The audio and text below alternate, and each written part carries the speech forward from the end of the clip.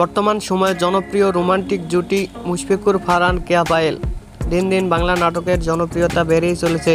সেই ধারাবাহিকতায় আবারও নতুন নাটক নিয়ে হাজির হয়েছেন জনপ্রিয় এই জুটি। নাটকটির নাম অনেক দিন পরে।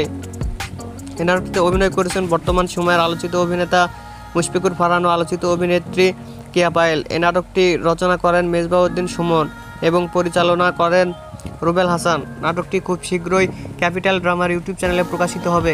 আপনারা দেখতে চাইলে অবশ্যই ক্যাপিটাল ড্রামার ইউটিউব চ্যানেলে চোখ রাখুন এবং নিয়মিত নতুন নতুন নাটকের আপডেট পেতে হলে অবশ্যই চ্যানেলটিকে সাবস্ক্রাইব করে রাখুন। পরবর্তী ভিডিওর জন্য অপেক্ষা করুন।